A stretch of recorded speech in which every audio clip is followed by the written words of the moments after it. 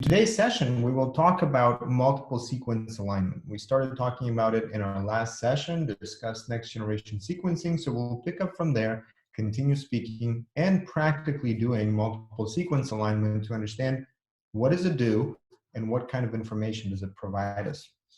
So Bioinformatics for Infectious Diseases is a program that will tell you a little bit about different issues and topics in infectious diseases. And then the important part of the program is to train you so that you can independently work with sequencing data from a pathogen to describe different aspects of infectious disease and start asking questions from that data. So this is the session 2. Now, last time we asked you to do the following. Look at virology resources, a link that we shared last time, read a blog post and kind of get into the mode of knowing where the data is. We'll start looking at some of those links today and start with a course, Introduction to Bioinformatics, if you have not done that yet, or Introduction to Metagenomics. So let me start by asking, how many of you have already completed your registration, made sure that you have access to the Bioinfo platform and to the coding platform, and started a course? So I recognize some of the names already on the call, but if you have done all 3 of these, please put number 1 in the chat box so I know. If you have done none of these, so you don't have a profile, you don't know where your access is, please put 0 so we'll know to reach out to you and make sure that you can get started, because you'll need that access in today's session.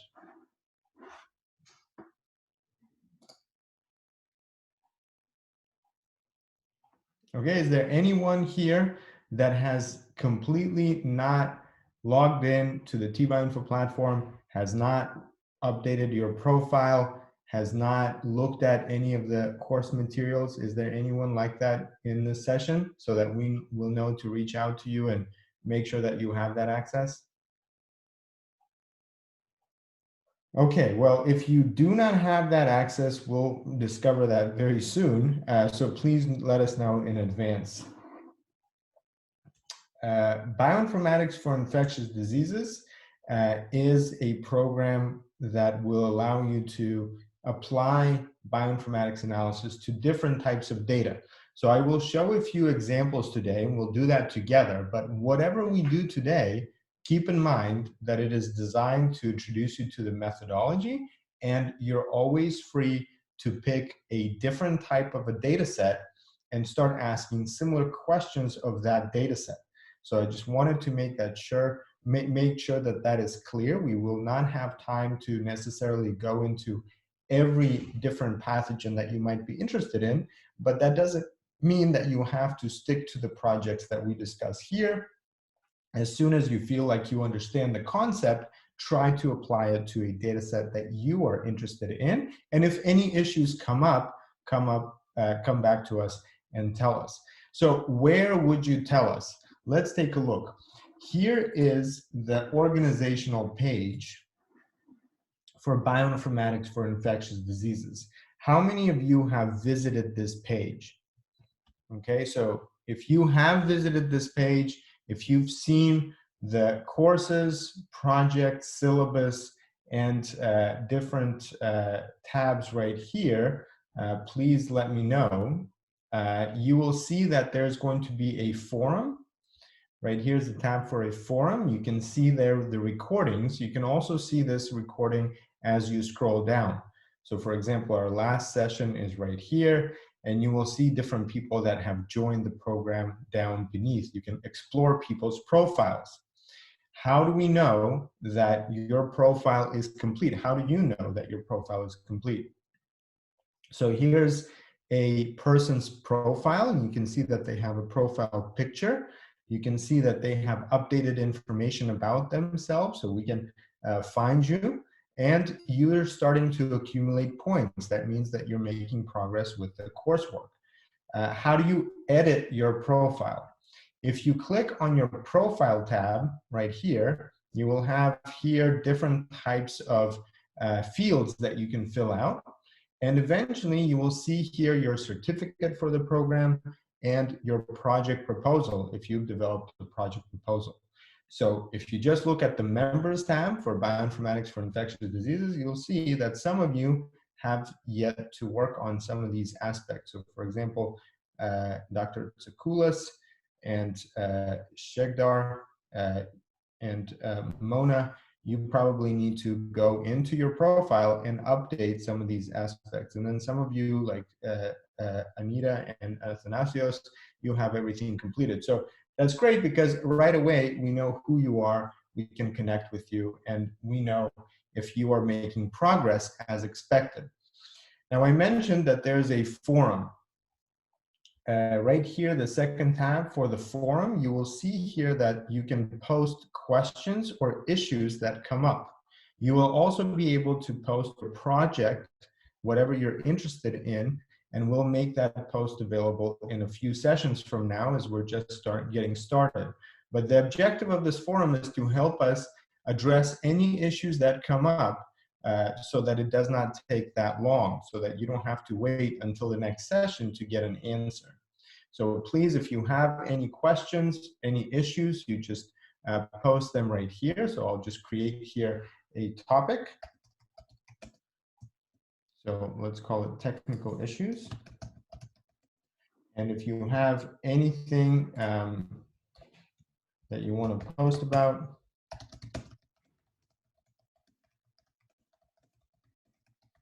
please let us know.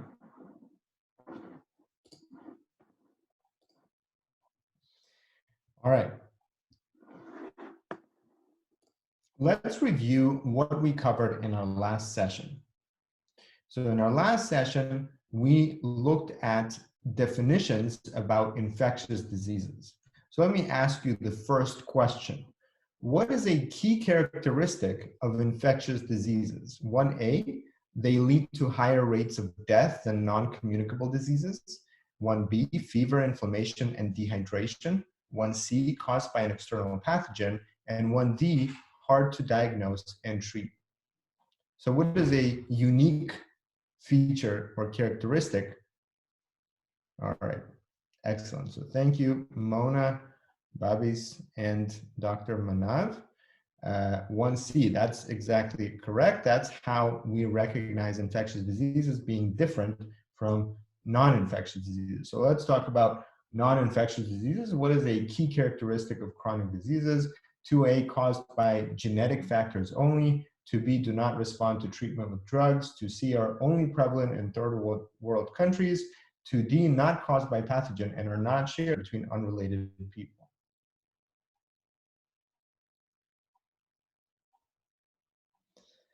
All right, great. So 2D is in fact correct. So one of the key aspects of infectious diseases is that they are communicable, they are caused by external pathogens, they are caused by a pathogen that could be a bacteria, and some other types of pathogens, fungi, etc. So we'll talk about some of these today. Remember that infectious diseases are caused by typically microorganisms, non-infectious diseases caused by environmental factors, nutritional deficiencies, lifestyle choices, and genetic inheritance. So really very different causes. However, there is an overlap. We know that some viruses and bacteria cause factors like inflammation. Inflammation can lead to some of these chronic conditions. And also we know that some of the bacterial pathogens and viral pathogens can actually lead to chronic diseases like cancer. So we talked about it last time, how some viruses are oncolytic viruses. Some viruses could be kind of present over a long time and all of a sudden cause all kinds of complications. So there is some overlap between these two. Now in the program, what we'll talk about is how to understand some of these pathogens, or how to study these pathogens looking at their data. So we'll today look at some data from viruses and bacteria. We'll look at different hosts. So we'll try to see how different hosts could be reservoirs for these different pathogens, and talk a little bit about the interaction between host and pathogen, the process of evolution and adaptation, and how we can recognize the differences and study what they do. We'll also talk about how to find such data in such genomes in next generation sequencing data taken from a sample, from an environmental sample, taken from a host sample. We'll talk about the differences and how to characterize differences in the sequence.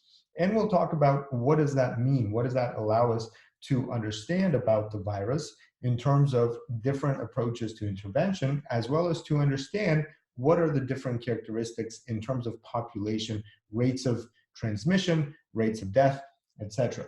We'll also talk about very specific examples. So like I mentioned before, these are examples that we will just use as demonstrations. If you're interested in a different pathogen altogether, start thinking about how you will find similar types of data, similar types of information about that pathogen, so that you can do a similar analysis on a pathogen that is of interest to you.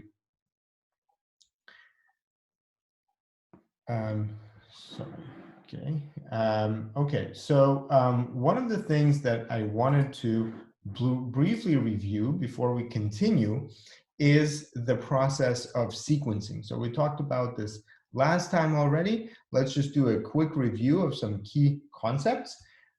We talked about targeted sequencing, total DNA and RNA sequencing, as well as amplicon or environmental sequencing.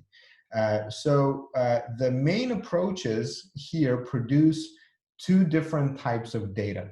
One data type allows us to categorize the presence of specific elements from a full genome. Another one gives us the full genome. There are different challenges associated with each one of these approaches. But a good example of how this could be applied to study a particular data set is a quick demo that we can do together. So you all mentioned that you already have access to the Bioinfo platform. Let's go onto the Bioinfo platform to see how we can understand the differences between different types of sequencing.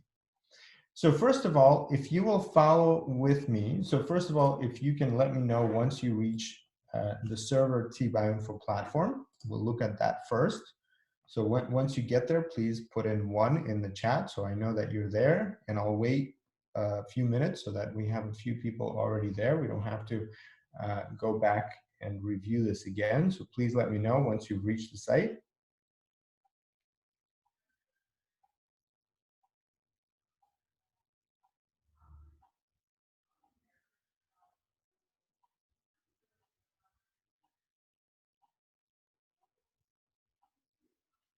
Okay, let's give it a minute or so until others, okay, thank you.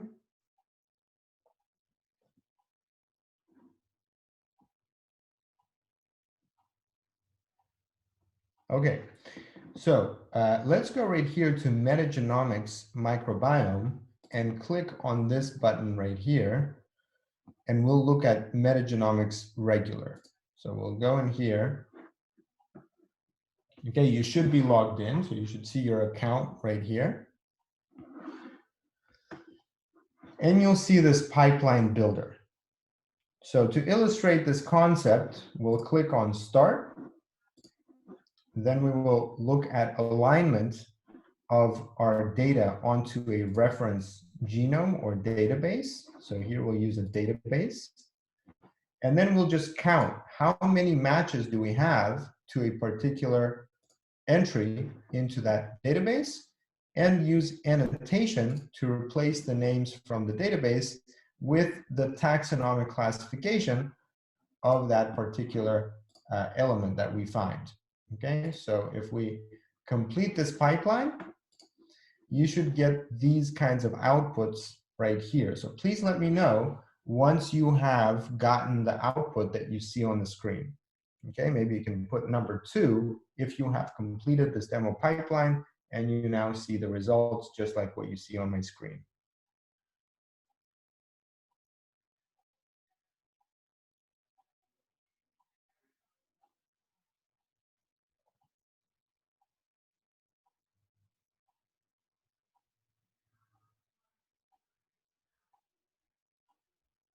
All right, excellent. Anyone else?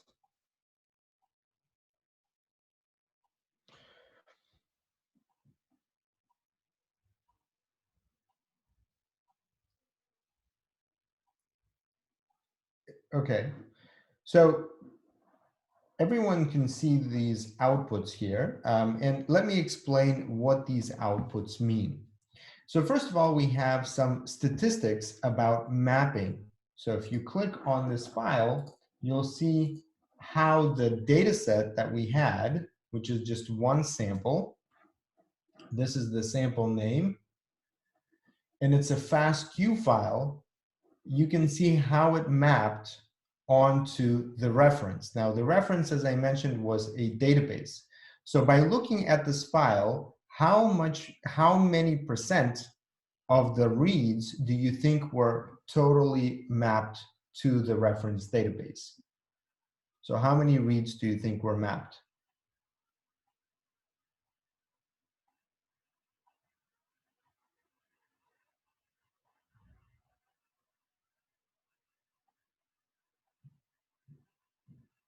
Can you see my screen? Okay, let's take a look over here.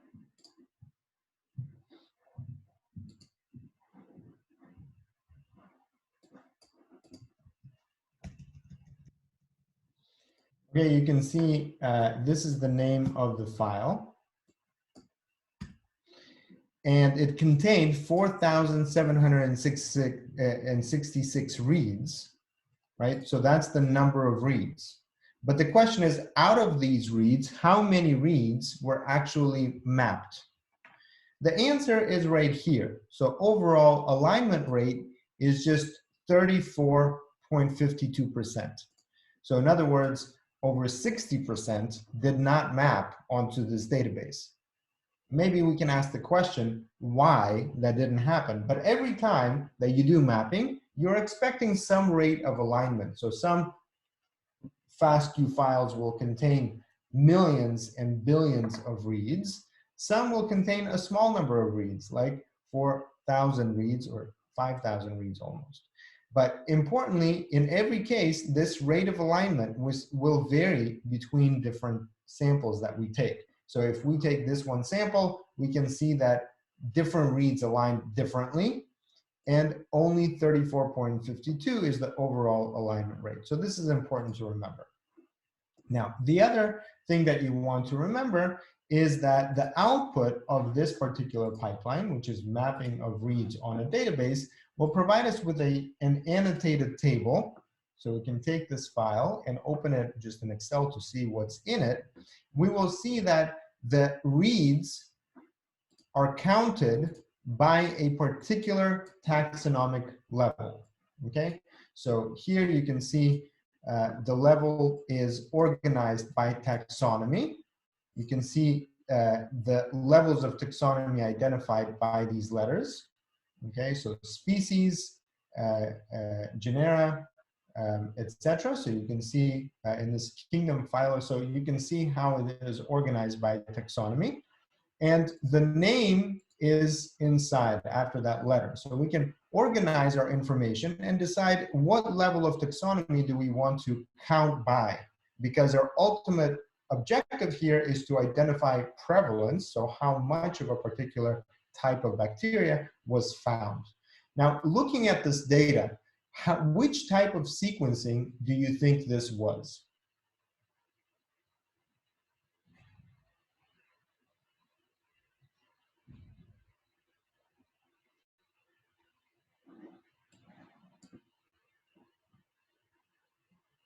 How do we know what type of sequencing we had in the source files? Okay, so Mona is saying RNA-seq. What was sequenced actually? What kind of biological material was sequenced? So if we're thinking RNA-seq, we're probably assuming this is RNA sequencing. Does anyone else have any thoughts about this? What could have been sequenced here?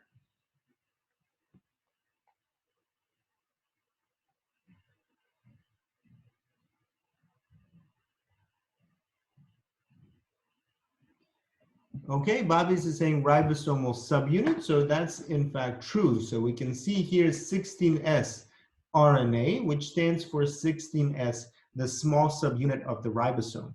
So that gene could be mapped on reference genes in this database. This database contains many sequences of ribosomal subunits, and the best match for each one of these segments is mapped out over here. Who remembers how long is the 16S ribosomal RNA? How many nucleotides in length is the 16S ribosomal RNA?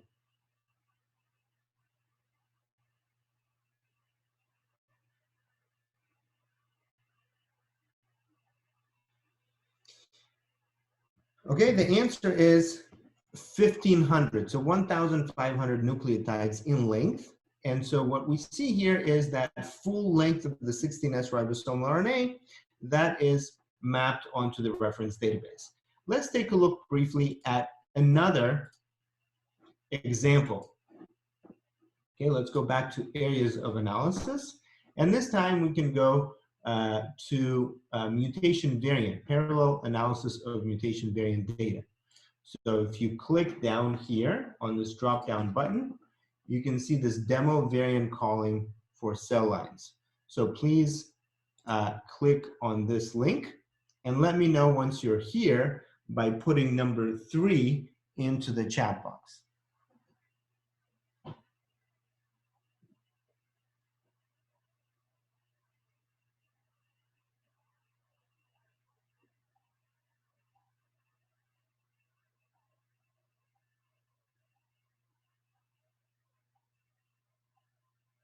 Okay, thank you, Rutvi. Anyone else?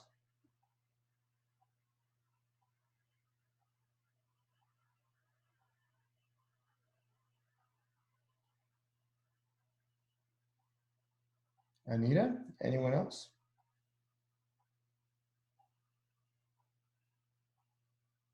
All right, thank you, Dr. Manav.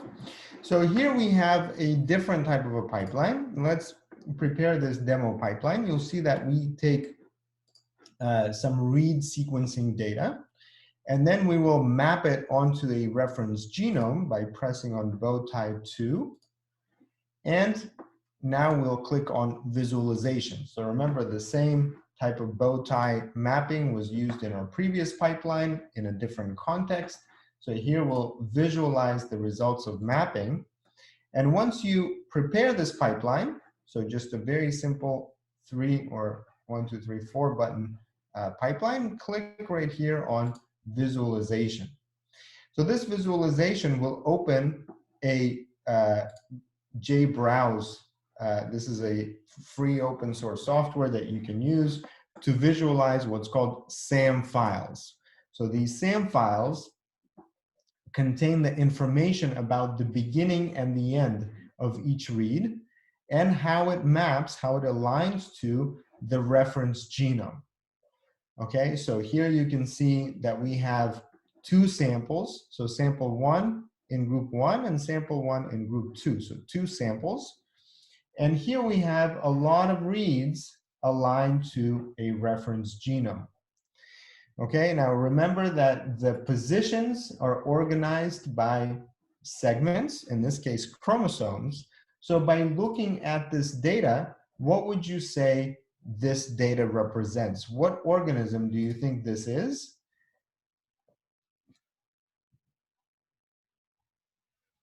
And if you think you know the answer, then also tell me why. So what do you think is this organism, and why do you think that way?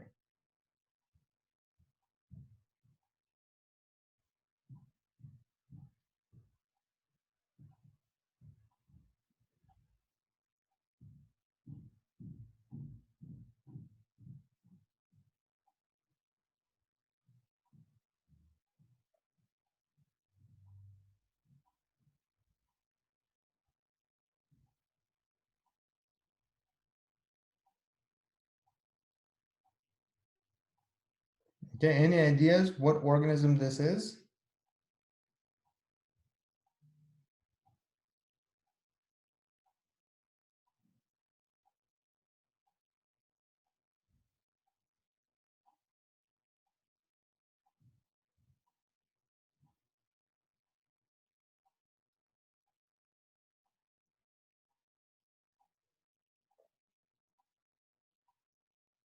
Okay, so the answer is, I don't know if you're struggling to see this, but the answer is this is mapping on the human genome, because you can see here all of these chromosomes. So once you see the chromosomes, you can see here the position on the chromosome. So if you zoom out a little bit, you will see that this is the TP53 or the P53 gene that we have a lot of reads aligned to this reference genome. Now, within this alignment, we can start looking for variants or how the sequences in these reads differ from the reference that we know to be in the reference genome. So this is another type of sequencing. This is whole genome sequencing that allows us to map mutations or identify variants from the reference genome. Now, I'm showing you these examples to introduce you to different types of sequencing. So when we talk about these several methods, you can see that we are talking about targeted sequencing, so we can amplify a particular region. We can make library preparation of specific sequences, and those sequences could be the 16S ribosomal RNA, just like we did before. We can have targeted sequencing of a particular region of a gene, or we can sequence total DNA and RNA and map all of it onto whatever we have in our data. And we can also amplify only small portions of the 16S ribosomal RNA. So those references allow us to study taxonomy, or how this the different organisms present in an environmental sample represent diversity of different samples. So those techniques, again, we saw the techniques right here, how we can map onto a database of 16S ribosomal RNA. And we looked at an example right here, how we can align a BAM file to identify variants in particular positions based on alignment. So these types of sequencing techniques allow us to identify what is the source data. Okay, so Mona, as I asked in the beginning, it would be great that you would let us know and try to replicate the password that you have in your email for your account so that you can log in. But it would be great if you can reach out to marketing at Pine Bio if you have any issues with logging in, and she will help you get into the platform for the next session.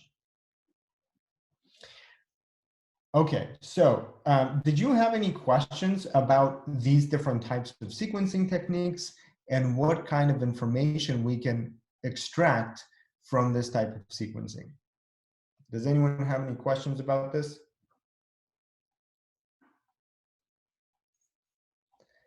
Okay, can you expand on that, Babis? What do you mean, what is the difference? What is the difference between different targeted and amplicon? So targeted, for example, you can focus on a particular gene, like the 16S ribosomal RNA gene or the P53 gene. So you can amplify that particular sequence of a known gene. Amplicon amplifies a special type of a sequence. So you amplify not the whole gene, but you only take portions of that gene, the hypervariable regions, and you allow for variability, right? So you're not amplifying a particular type sequence, but a particular type of a sequence that allows us to study taxonomy between a variety of different organisms. You can also amplify viral genes, for example. So the targeted amplicon is one of the versions of targeted sequencing, but it just means that you lose the specifics and you're looking at a diverse range of sequences that are amplified universally. And so you can look at proportion based on taxonomy. Out of all data files like FASTA, FASTQ, and GTP, which is most suitable for efficient results and to read sequences? Okay, so FASTA sequences contain the sequence of a section or an organism, and typically that is done by Sanger sequencing or used for reference sequences. FASTQ files contain many short reads, and for each read we have quality of each position, and we have many reads in that file. So for example, as we saw in this example, based on alignment, this had close to 5,000 reads. This is all in one FASTQ file. A FASTA file typically would include the full sequence of a genome or a chromosome or a segment, and that would not include any kind of quality information like we have in the FASTQ file. Now, I think that instead of GDP, you mean GTF. GTF files include files that have the position, the beginning and the end of genes. So they just provide us with information that is used for annotation of different positions. Does that make sense, Rukmi? Does that answer your question? All right. Okay, so let's talk about multiple sequence alignment, because multiple sequence alignment is a little bit different from mapping like we just did now, even though it is based on similar principles. So what we do when we apply multiple sequence alignment to a data set is we're trying to identify relationships or compare different sequences. And the objective is to really understand where are the regions where they are dissimilar and where are the regions that are similar. Now, there are several challenges in this, as you will see, and we'll do some practical hands-on practice with this in just a second. But before that, let's understand the reason for this in the context of infectious diseases. So you remember that we talked about replication. Here's a GIF animation of bacteria replicating. So you can see that in a matter of minutes, the number of bacteria grows exponentially. So this is the number of bacteria, replication grows exponentially. In the context of viruses, this is not an exponential growth. The growth is a little bit more variable. It kind of goes in stages. Okay, and there are different reasons for this that you can explain by the way that they infect different cells. So the replication of pathogens in the host leads to such interference that we describe as disease. A lot of this starts from membrane disruption, as in the case with viruses, and release of toxins, as in the case of many bacterial pathogens. Many of these interferences induce molecular biological pathways designed to fend off intruders and signal to neighboring cells of coming danger. The pathogens can also modulate these pathways and cause long-term organ damage, such as lung tissue scarring due to the immune hyperactivity. Each type of viruses is able to infect only a limited range of host cells. Proteins in the capsid or envelope bind with receptors on the surface of the cell and are necessary for a virus to recognize and infect its host cell. Some viruses have a host range that includes several species, while some are so specific that they recognize only one species or one specific type of tissue in a species. So for example, there are bacteriophages. They only infect bacterial cells. There are specific viruses that only infect insects or plants, or only mammals, or only humans, or even only specific tissues like lung tissue or heart tissue or brain tissue. And you have to understand how that affects the process of replication, because obviously in the case of viruses, they can only replicate within a cell, because viruses lack enzymes, ribosomes, and other organelles necessary for life. They are essentially intracellular parasites, able to reproduce only inside a host cell. Infection begins when the viral genome manages to enter the host cell and begins to direct the host cell machinery to make new capsid proteins and copies of the viral genome.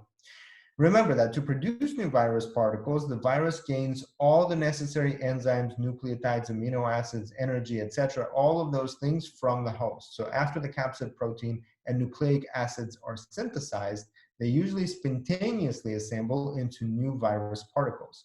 Hundreds of thousands of new viruses then exit the cell, often destroying the cell in the process.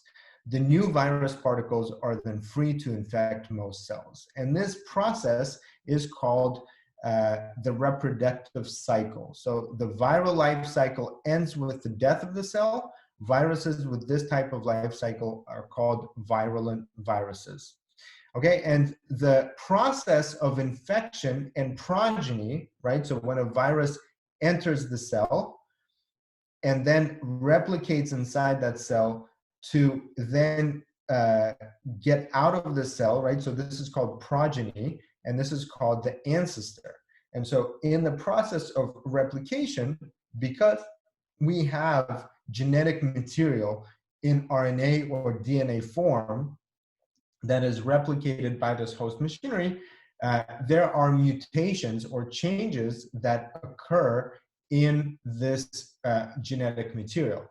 So when we study the progeny and we want to understand where did this progeny come from, we assume a certain rate of mutation that is linked to the number of particles that essentially we expect to come out of that cell. Now, that process is not only, as we saw in bacteria, we're talking about culture. In culture, there's no mechanisms of suppression. So essentially, there's food, there's conditions for growth, but the host can respond in different types of immune responses to this process of replication. How does it do that?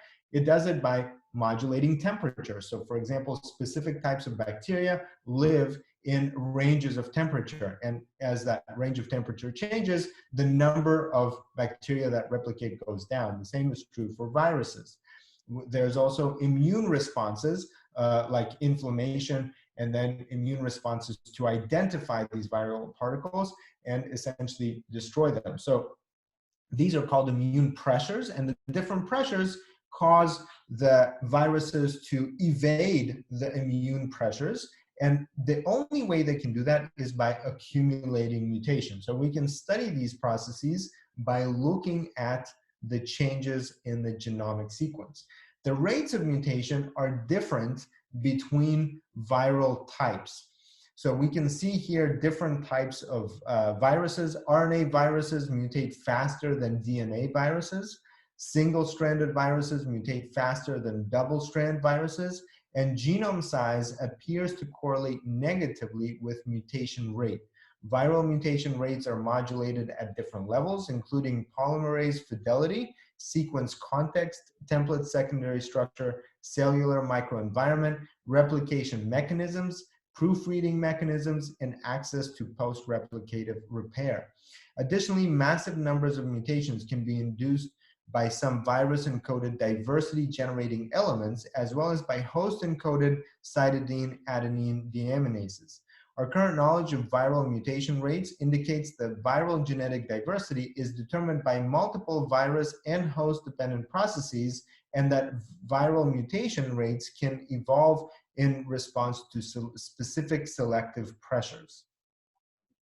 So you can see here different types of viruses, and all of these factors about the structure and the organization of genetic material inside these viruses plays a role in the number of mutations. And you can see here the number of mutation sites per site per year. So for each position, that is the rate of established mutations. If we take the progeny, that will be the established rate of mutation. Now, obviously, there's a lot of mutations that happen in the process, and we don't count those necessarily. We're talking about established rate of mutation here. Now, when we want to compare such mutations, we want to essentially reconstruct how did we get from an ancestor to what we observe today. So if we assume that they started off with one single genetic material that entered the cell and replication happened, then transmission happened, and eventually we take several samples from several patients, and here we want to identify, well, where did they come from and how long ago?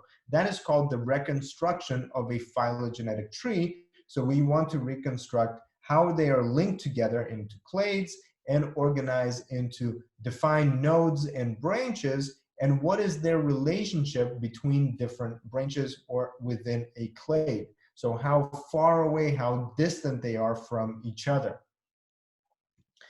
Let's take a look at an example. So this example is going to be based on the Ebola virus outbreak, and we'll try to understand how sequence alignment can help us reconstruct such a phylogenetic tree. We'll start talking about it today, primarily focusing on this process of multiple sequence alignment. So the Ebola virus is the causative agent of the Ebola hemorrhagic fever called EHF. This is a disease that affects humans and other primates as well as bats. The incubation period for EHF is 2 to 21 days, and typical early symptoms include fever, chills, malaise, and myalgia, followed by the onset of symptoms indicative of multi-organ stress and subsequent failure. The disease is also characterized by high death rates. In terms of some species of Ebola, like the Marburg virus, it's as high as 90%. And worse yet, it is highly contagious, spreading through direct contact with infected body fluids or skin mucous membrane contact. This perfect storm of conditions makes the possibility of a large-scale epidemic a very real concern, as we saw in some of these outbreaks. So the 2014 Ebola epidemic in West Africa was one of the largest ones that was recorded for the Ebola virus, and it stirred international response and renewed efforts to develop effective preventative and treatment options. Now, interestingly, it was one of the first epidemics that produced high quantity of genomic data almost in real time. So a lot of international teams went out there, took samples, analyzed those samples, and made them available. So it was not only an important epidemic that led to many thousands of deaths, but it also changed the way that we deal with such data to understand what is really going on at the genomic level for the viruses spreading in these different places. So the Ebola virus and the related Marburg virus, you can see here some of the Ebola viruses that are organized into a phylogenetic tree and the years of how they are related to each other. So when we talk about relationships about these different types of viruses, we're talking about relationships in evolutionary time. So we can organize it, and you can see that there's a 1 to the 10 to the minus 4th nucleotide, or 10 to the 4th nucleotide substitution site per year. So the Ebola virus and the related Marburg viruses are members of the family Filoviridae, so named for their filamentous shape. Like other filoviruses, Ebola is an enveloped, non-segmented, negative-stranded RNA virus. And it has important proteins that compile into a viral nucleocapsid that has a single-stranded RNA genome wrapped around viral proteins, NP, VP35, VP30, and L. The nucleocapsid is surrounded by an outer viral envelope studded with viral glycoprotein spikes, GP, and viral proteins VP40 and VP24 sit between the nucleocapsid and the envelope. So you can kind of see how it's organized. So its filamentous shape is this long shape, and inside you have the RNA, and it is enveloped by this membrane, and there are these proteins that sit in between, and you can see that they are the transcription factor VP30, and then the nucleoprotein N holds the RNA. The viral cycle begins with host cell entry through a poorly understood mechanism. Once inside, the viral RNA-dependent RNA polymerase binds to the 19 kilobase genome as a complex with other factors and transcribes the negative strand genome into a positive strand mRNA to be translated by the host cell's machinery. So like other filoviruses, Ebola is a dangerous virus, and it is specific to a host. So what determines the host is this glycoprotein. Now, importantly, in this outbreak, in the 2014-2016 outbreak, you can see that by different countries, the rates of infection and the rates of death were different. So we can try to ask the question, how is the sequence changes across different locations like Guinea, Liberia, Sierra Leone, and others that we can find in a database, how can they be associated with a phenotype? So let's talk about alignment. So to do this, we need to first find some sequences of these viral genomes. So to do that, let's go to NCBI virus and we'll look at some of the genomes that are available for the Ebola virus. So this is the link to Ebola virus, to the NCBI virus database. Please let me know once you have reached this website.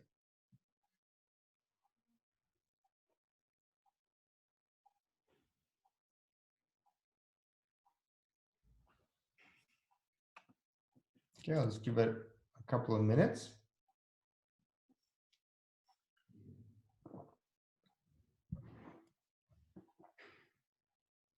Okay, so let's search here by virus. So you click on this blue box, search by virus, and here you can put in Ebola. Again, remember that we're using Ebola as an example. You can use any other virus that you would like to, and later on we'll try this with other viruses. And obviously this is just for viruses right now, so let's take a look at these viruses.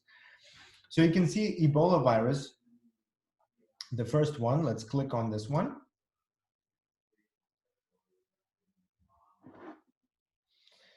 So you can see different types of Ebola viruses listed right here. So these are all the reference sequences.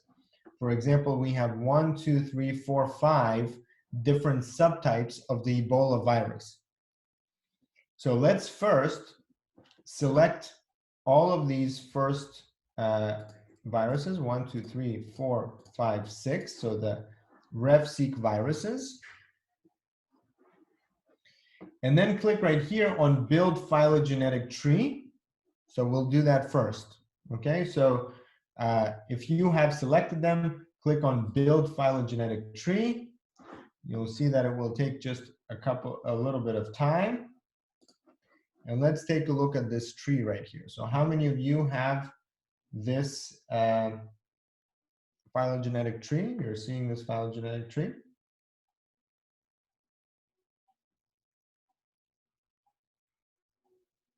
Okay, thank you. So again, these are common origins, and you can see that there is a big separation, right? So right here we have one branch of this tree, and this is this branch for 2016 in Sierra Leone. And then here you have some other ones from Uganda, USA, this one, Uganda 2007, and Cote d'Ivoire 1994. So you see that the whole tree is divided up into two big sections, right? So here, you can see that this sample was collected in Sierra Leone in 2016, and some of these actually don't have a lot of information listed here about them, but this just gives us a general sense of how these viruses are related to each other. Now, importantly, you can see that within this branch, there's also this branch and this branch. So that's how the viruses are related to each other. The question is, how do we actually understand where they are different from each other? So let's go back to the previous tab. We already have them selected. And now instead of build phylogenetic tree, we can click on this button called align. So let's do that. And now we'll see where these sequences are different from each other.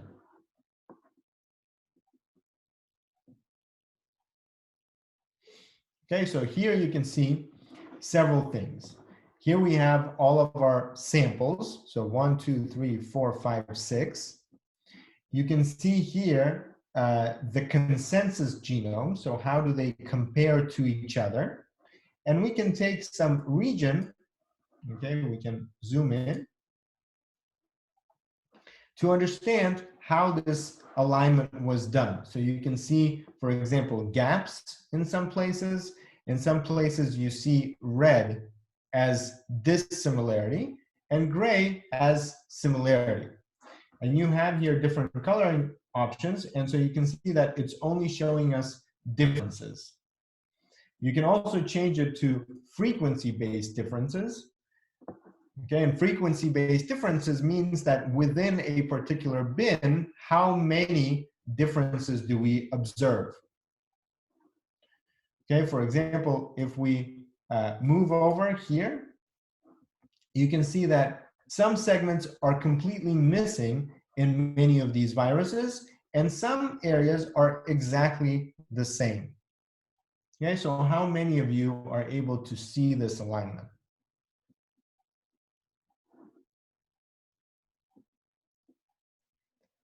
No, red represents differences. So for example, you can see that this segment is all red and this is all gray, right? So this is the consensus. The consensus means there's only this segment that got into the consensus. But in terms of whether others have that sequence, nobody else has that sequence. Okay, and here you have a gray one, and this gray one is the same, exactly the same between all of them. So let's take a look at this gray one. Just zoom in here a little bit more. We can see this at the the nucleotide level. So you can see that this segment ATGGC is exactly the same for all of them. And that's why these are dots instead of letters. But if you want to look at, for example, this one, here it is TAGCCC. So the CCC, right? This is similar between these three. And here, C, A, and T is the difference. So the T is different from the rest, right? And these are the three that are close together. So if we go back to our phylogenetic tree, okay, remember that these are the three that are organized into a clade. So they're together, they're more closely related to each other, right? And we saw in that particular example, so 2549, 4161, 6432, right? 2549, 416, 6432, 4161. 4161, 4632, right? So it's these three. So the way that this is organized is not necessarily the same way as here, but overall, right? This analysis, we're looking at a very small segment, and the phylogenetic tree is looking at similarity over the whole genome. Okay, any questions about this?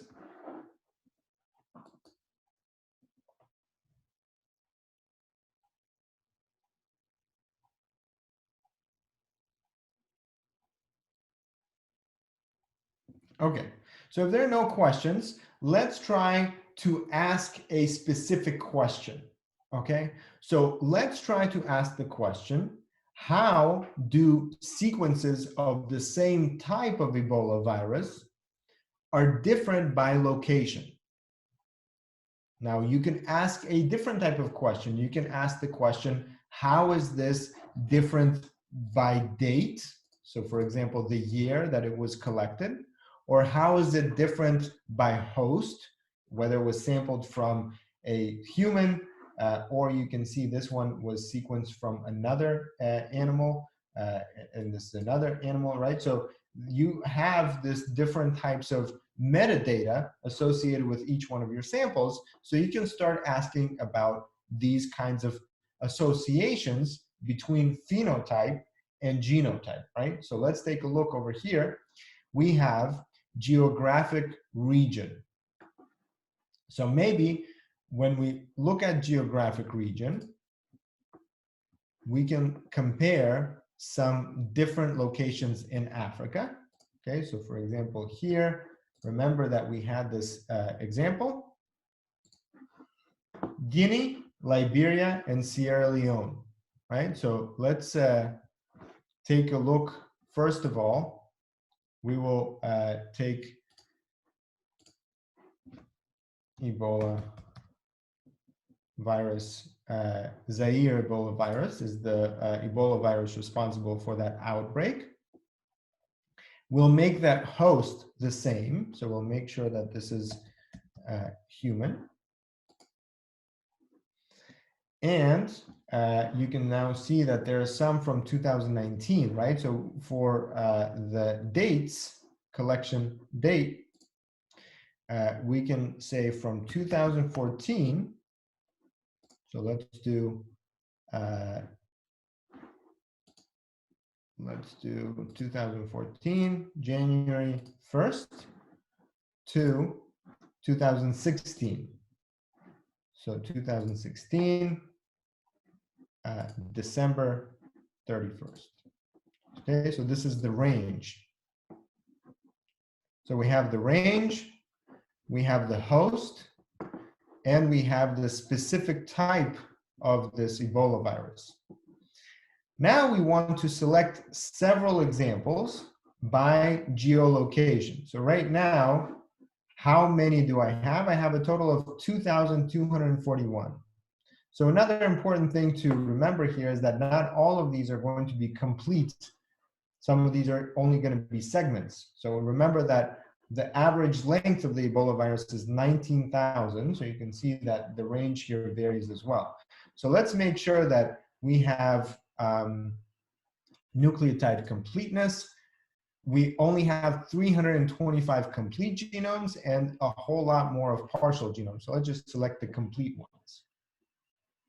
Okay, is everybody following along? Is everyone seeing the same number that I'm seeing, 325 right here? All right, great. So now we want to select representatives from different locations. So let's select, again, we want to take 3 from Guinea, 3 from Liberia, and 3 from Sierra Leone. Okay, so here I have Sierra Leone. So let me just take some random 3 ones. Here Guinea, so I'll take this one, this one. Let's take this one. And let's try to find here Liberia. So here we have Liberia. So 1, 2, and 3. Okay, did everyone find these sequences? Again, what we can do, we've selected here several. So before we do any kind of analysis, let's save these. Okay, so we can go up here and we can go to download. Now here, remember, we already learned about the FASTA format. So the sequences will download in FASTA format, and we want the nucleotide sequences. And we can click on next. So we want to download the selected records, next. And here we want, this is going to be the way that the file is actually organized. So just click on download. And let's take a look at what is inside. Again, I'll call this Ebola virus Zaire human geo.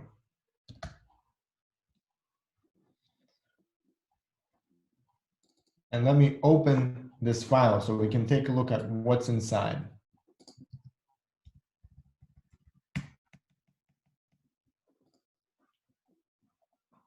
Okay, so this is what this file looks like.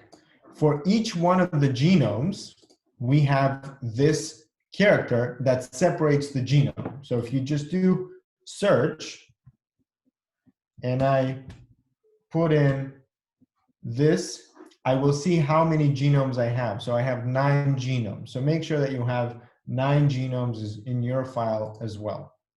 Okay? How many of you have downloaded this genome with 9 sequences? Just to get a sense of everyone following along, or does anyone have any questions? Did anyone have any trouble with finding these?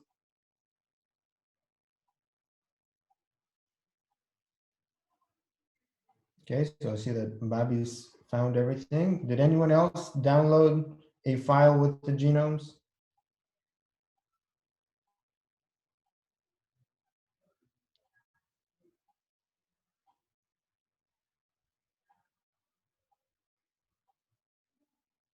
Okay, great. Thank you, Ruby. Did anyone else?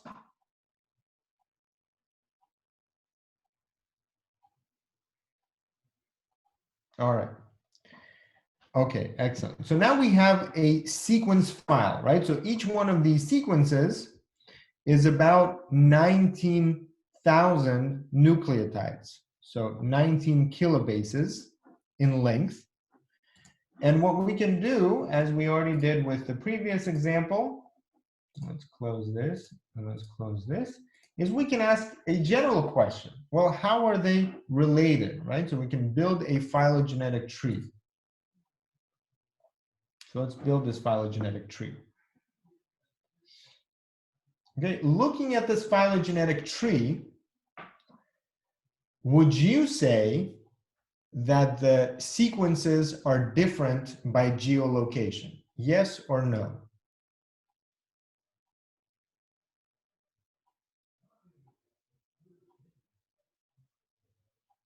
Right, definitely. Why definitely? We see here, right, that the three from Liberia are in a clade of their own, Guinea, and Sierra Leone. So interestingly, we see here that they are correlated to each other by sequence and represent a specific strain that was unique to a geolocation, right? We selected them randomly. We didn't look at any other factors. Now, what else can we get out of this? So remember, here we have Guinea was started earlier, Liberia later. Well, Liberia seems to be maybe, later, and then Sierra Leone. So let's look at so here we have Liberia. So we see, right, this is our x-axis is the time axis, and we can see kind of how they branched from each other. Right. So we can start also thinking about when this separation happened.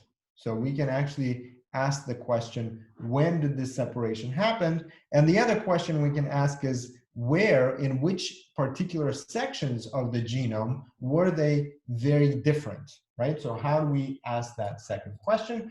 That second question we can ask by looking at alignment.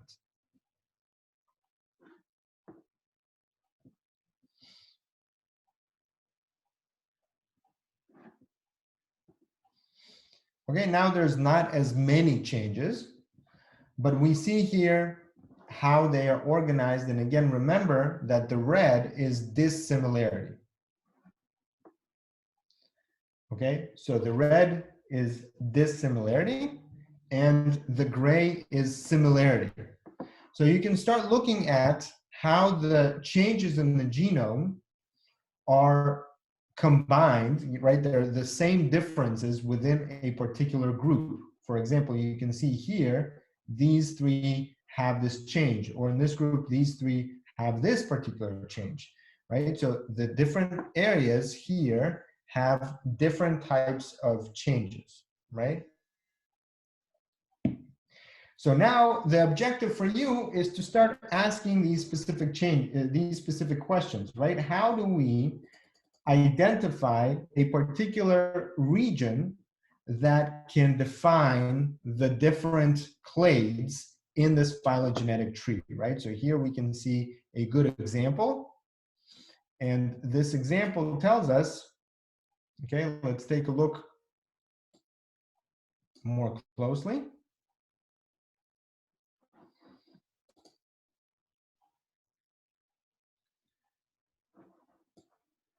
Okay, so for example, here, these three, right? And so here you can hover over and you can see where it is from. Let's take a look at this one. Okay, so this is Liberia. Liberia and Liberia.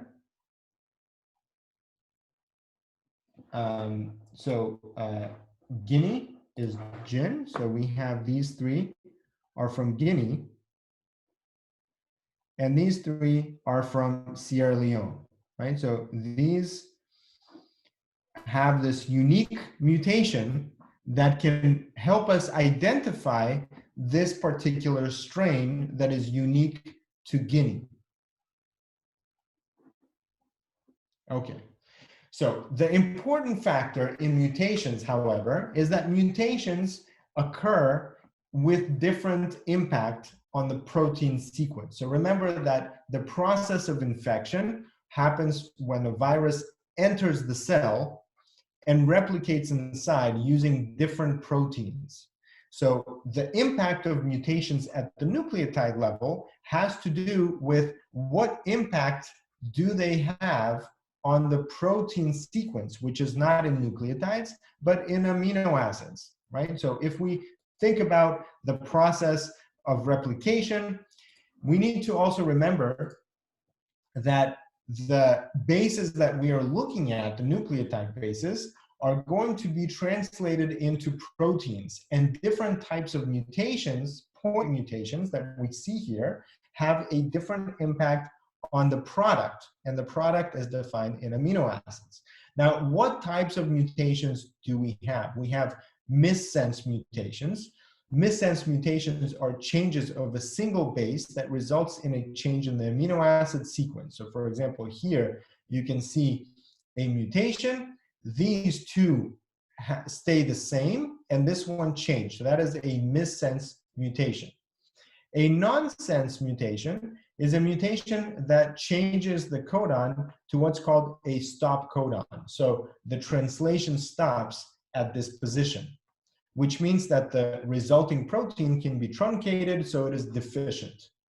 And then we have a frame shift mutation. That frame shift mutation, that means that all the subsequent amino acids after this particular location have a difference, and that means that the protein will be completely different, right? So the impact of these mutations could be very different based on where are they in the context of the codon structure and how those codons are translated to different types of amino acids.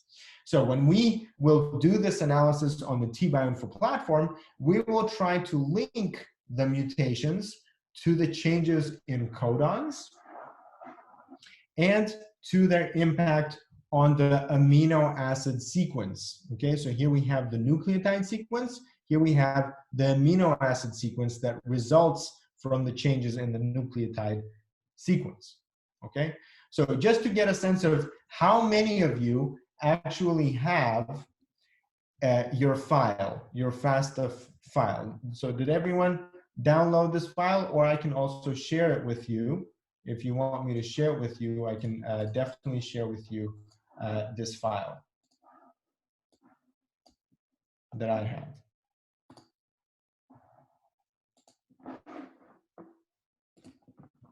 Okay, just to have a sense of, okay, so there's the link. Let me know if you can download it.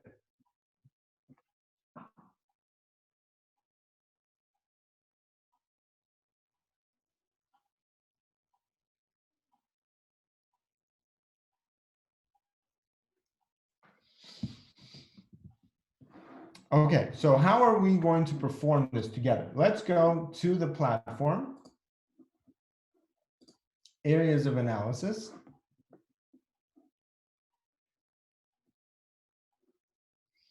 And we'll go into this section, phylogenetic tree.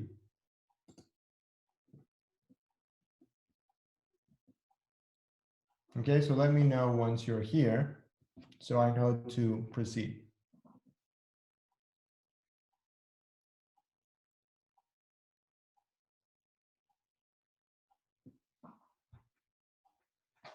Okay, please put number 1 in the chat box so I know that you're here.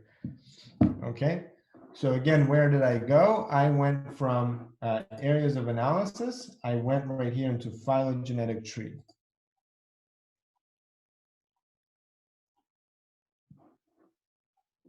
All right, so 3 of you have got, okay, 4 people. Okay, so here let's change the format of our data. So this is going to be FASTA files. And then click right here. And what we need to do is we need to upload these files. So you add the files and you go to wherever you saved it.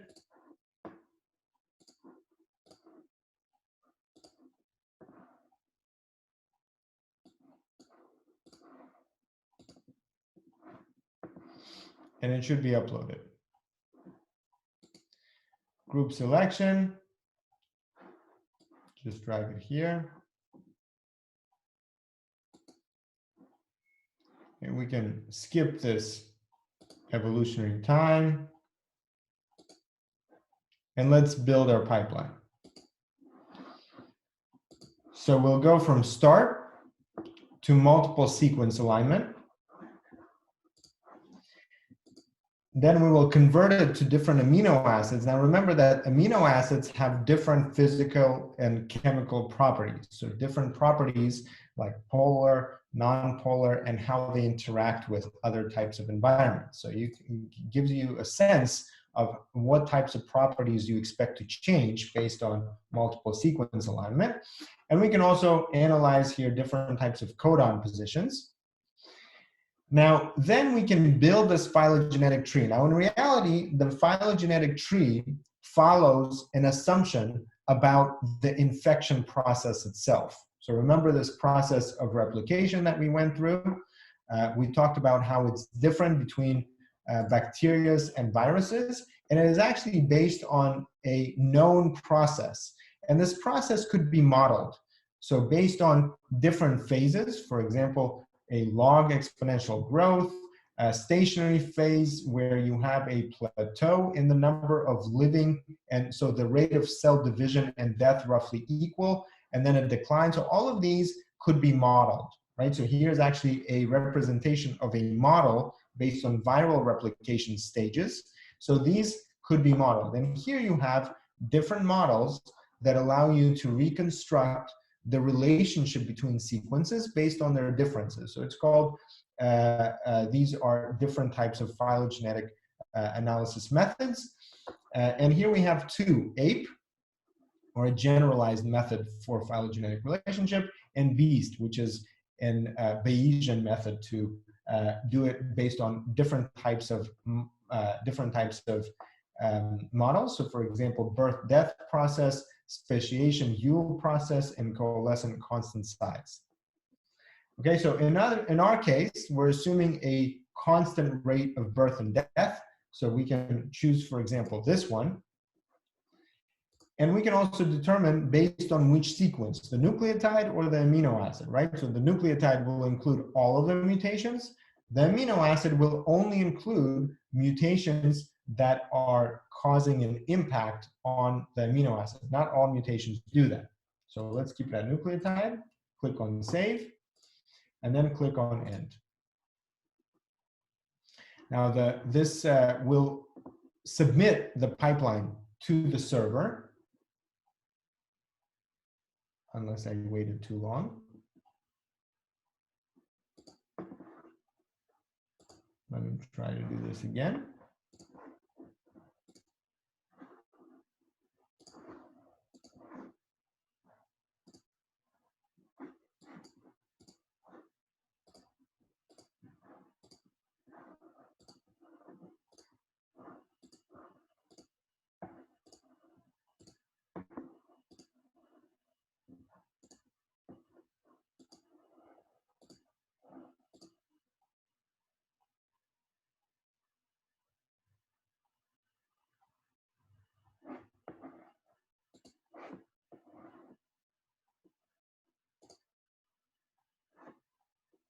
One second.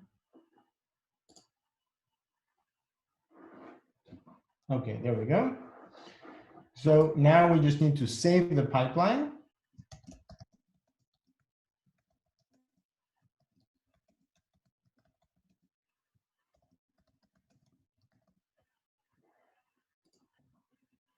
And run it. Okay, how many of you were able to create the pipeline and run it?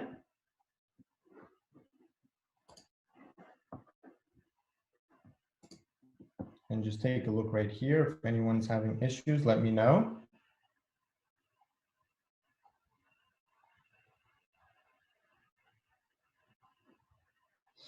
All right, great. So here we can see Babis, Anita have submitted their pipeline. Is anyone else able to run this pipeline? And if you want me to repeat this, I can. But your pipeline should look something like this.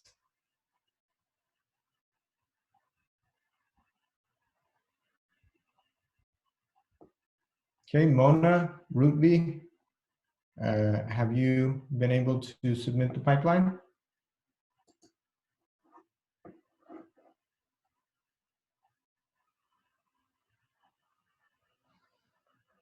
Okay, so Rootby, what is, maybe this is Beeps is something to look into to make sure that the email is correct and that Rootby, okay, great.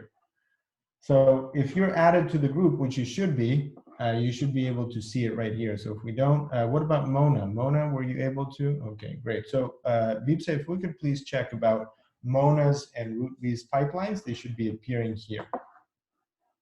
Okay, so let's take a look.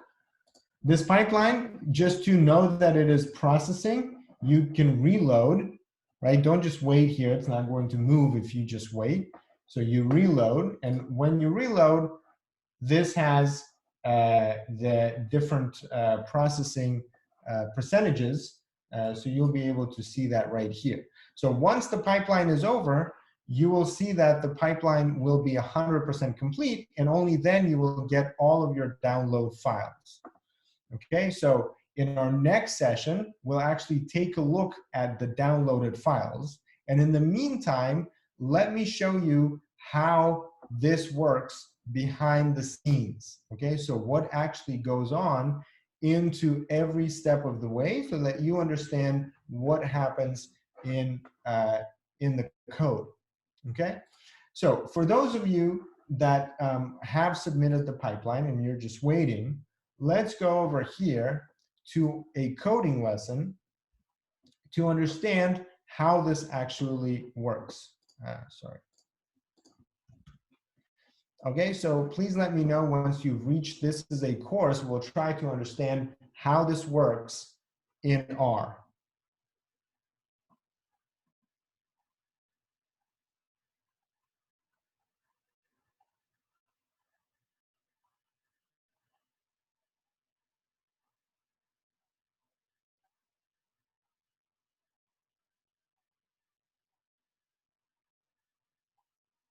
Okay, let me know once you've gotten here.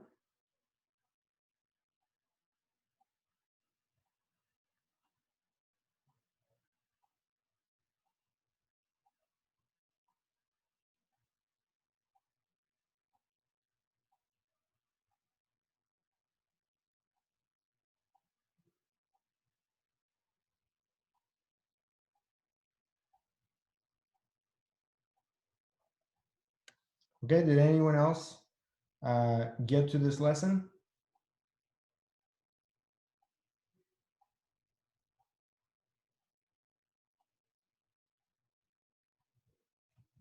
Okay, so Anita, maybe you can, so you go to courses, you have to be logged in, and then we go to genomics right here. Yes, you have to be registered, and there's a code for those of you that have not registered. There's a code to make it free for you. So Beepsa, have you sent it to Babis? Ilya, not yet, because not everybody is registered. So if everybody registers first, I'll be sending the code out. Thank you. Okay, so in either case, you just register. It's a free registration, and this course is free, so it doesn't require you any payments. You actually don't need the code for this particular exercise, but we will use this platform for several coding exercises and you will see how some of the methods that we are doing here are going to be applied in R, so that you understand what really goes on behind the scenes.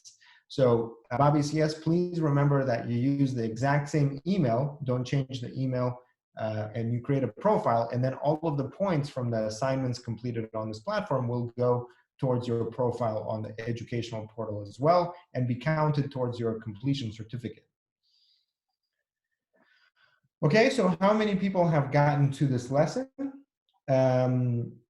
Anita, were you able to get there?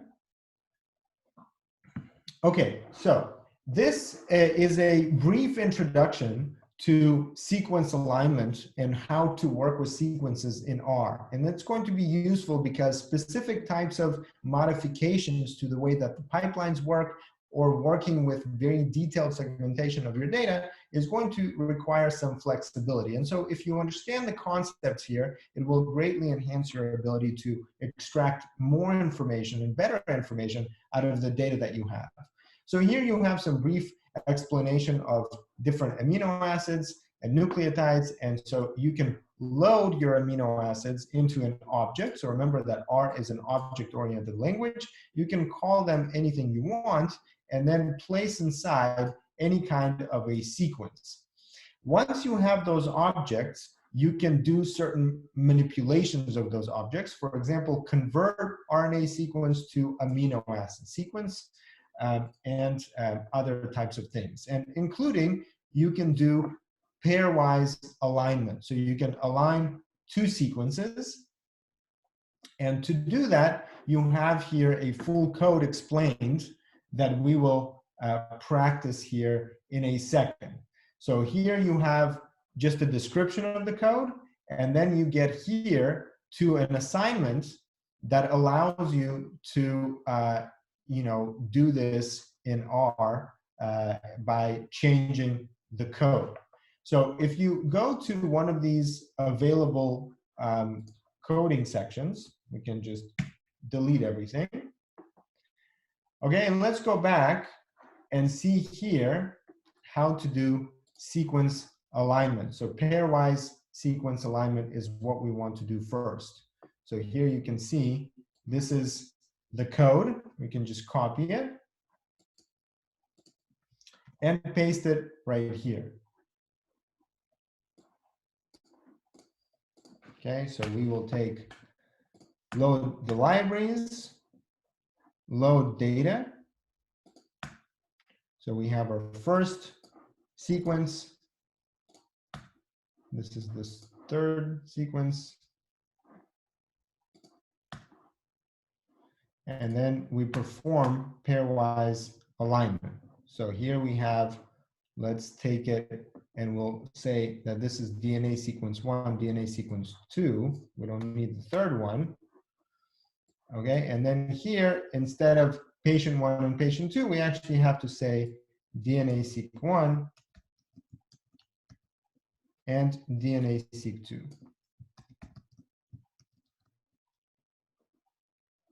Let's try to run it. So just click right here.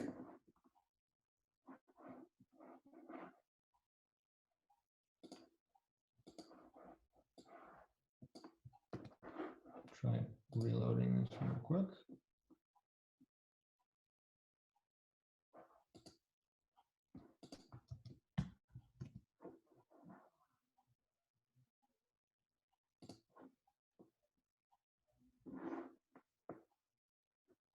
Okay, probably have some issue here. Let's just check.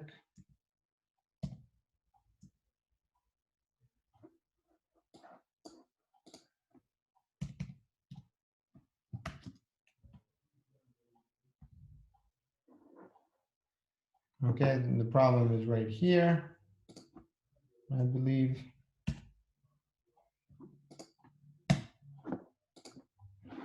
Okay, let's try this again.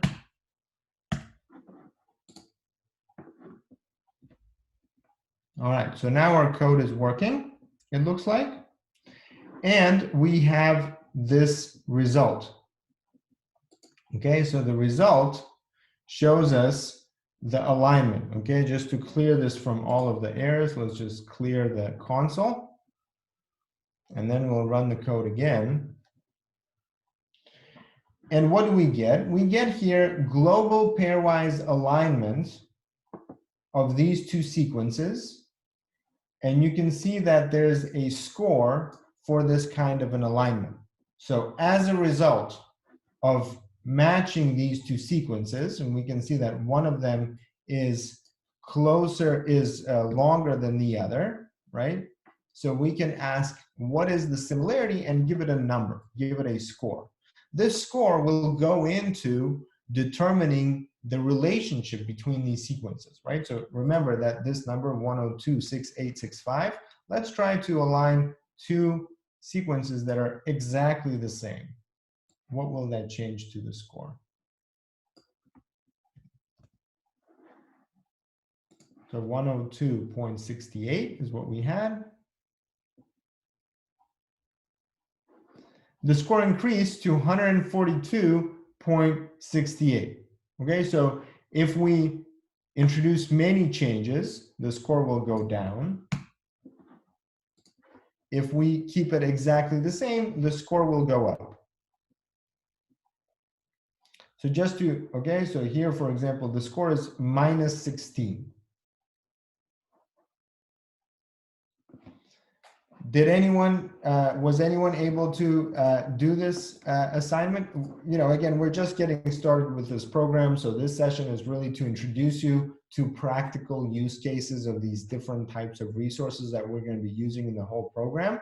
And I just want to make sure that everybody is comfortable, has their account set up, knows what these resources are going to help you deal with, and how to utilize them so that you can eventually become more flexible with the analysis that you can perform on your own.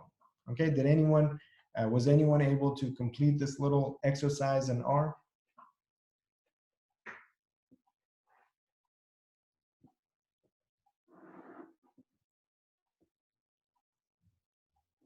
Okay, well, let me know if you have. I would like to know if anyone was successful. Okay, so here you will find important lessons on how to perform such analysis, including, yeah, your answer is wrong because we're not necessarily following the lesson. The lesson is to upload and analyze this FASTA file, right? Now, this FASTA file, you can see that it's located on GitHub. So if I go to my GitHub repository and I upload the file that I downloaded from NCBI virus,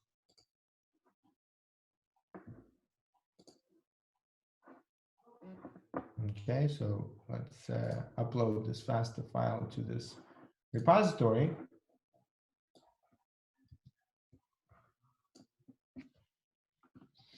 Okay, again, if any one of you is not familiar with GitHub, it's just a place where you can store code or source files that are version controlled. So here I have my Ebola virus Zaire human geo. And if I click on raw, this is going to be the link to this raw file. So again, just so that we're all dealing with the exact same file, let's see how to use that. Okay, here if I click on reset, I can load my data right here. So how do I load my data? I'm going to call this FASTA and place here the link to my data set. Okay, so this is the link that is placed here. I'm going to use my own link and I'm going to transform it into an object that has all of these sequences. So read DNA strings set FAS. Okay, now once I've done this, I can run this code. Now, this code might not run here because it is actually very long, unfortunately. Let's see. Object FAS not found.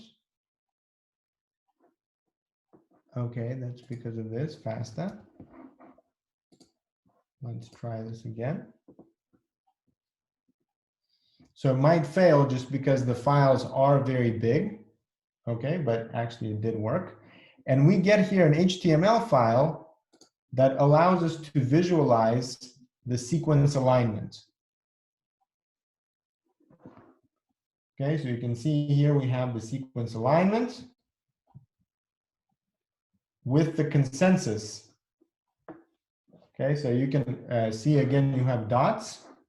These dots represent where they agree, and the letters are representative of places where they disagree. Okay, was anybody else able to run this?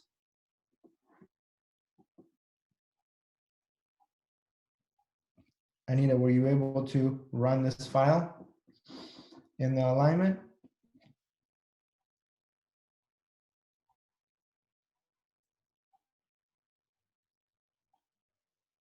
Okay. So hopefully you understand the idea here. So Anita, again, this is, I'm just going to paste all of the code here. Just try to run it inside here. Again, the idea of this code is that we take a FASTA file, we prepare this FASTA file from NCBI virus, you remember that. We put it into an object, and then we print the alignment of this, these sequences in an HTML file that is placed right here. So if you try running this, you should be getting the same result like me. Okay, and you can also see here, unfortunately, we have some partial genomes here, which is not good. But you can see here how they are compared to each other based on their sequence and where are those main positions where they are different from each other. Let's see if our pipeline, well, it depends on what you call useful. Again, useful in the sense that they are providing us with alignments. Maybe they're not as informative because they don't contain the full sequence. But my pipeline has finished. I hope that yours has too. Let's see. Okay, it looks like Anita's pipeline has finished and Bobby's, your pipeline has finished. So take a look at your pipeline results and you should have these outputs. In our next session, we'll talk a little bit more about how to find software to visualize these results, some of these results. But right now, let's just take a look at this PDF file. Okay, and we'll see this PDF file also shows us the relationship, just like we saw in NCBI, between the sequences in a FASTA format in nucleotides. Remember, we selected nucleotides. We also can change this to amino acids, and we can change whether we will see a different result in terms of this output, okay? We also have an output of the alignment in FASTA. So just like you see here, a visual representation of the alignment, we have here the raw output, so the actual FASTA file, okay? So in our next session, we'll talk about how to visualize these on your computer. And also you'll see here a .trace file, which is the raw file for this PDF. And we'll talk about some software that allows us to create different types of phylogenetic trees visually to make sure that this information is useful. Okay, so we're already running out of time, so let me quickly skip over to a conclusion about today's session and an assignment. Okay, so we talked today about how to find sequences of viruses, identify relationship between genotype and phenotype by just looking at a phylogenetic relationship between sequences, and we performed an analysis of multiple sequence alignment on the platform and in R. Hopefully you can practice some of these things independently. And I have an assignment for you to try and complete for our next session. So please try to look at Ebola viruses from the human host and count or identify what is the first available sequence of an assembled genome for Ebola virus from a human host. Which one is the first one? What year was it first published?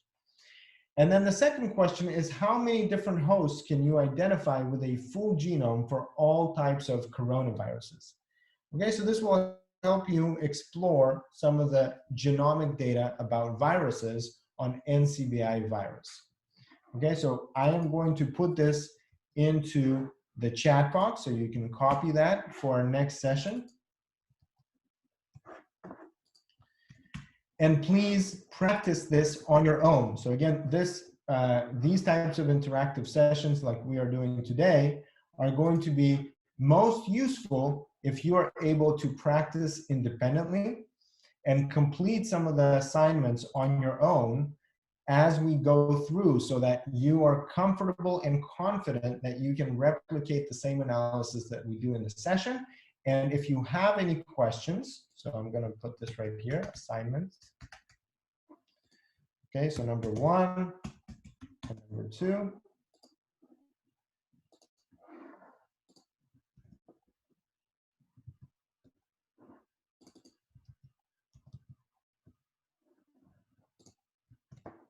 Okay, so this is your first assignment.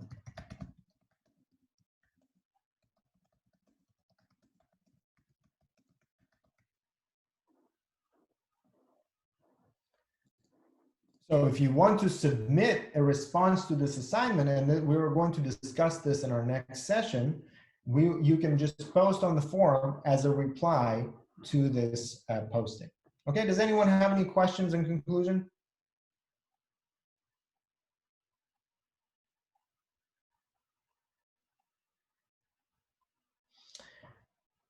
Okay, when you say with the full genome for all types of viruses, what exactly? So remember, we looked at partial sequence completeness and full sequence completeness, right? So here on NCBI virus, nucleotide completeness could be complete or could be partial.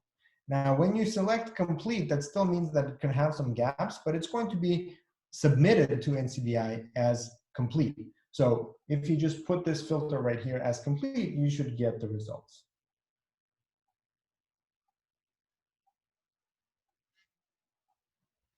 Any other questions?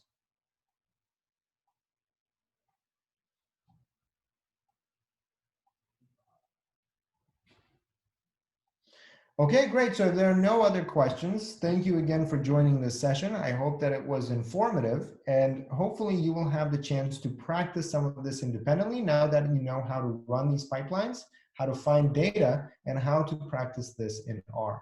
I'm looking forward to seeing you again next week.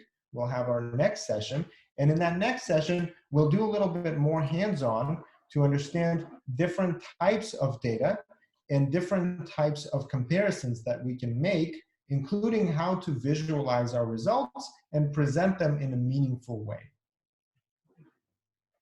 Thank you, and I'll see you again soon.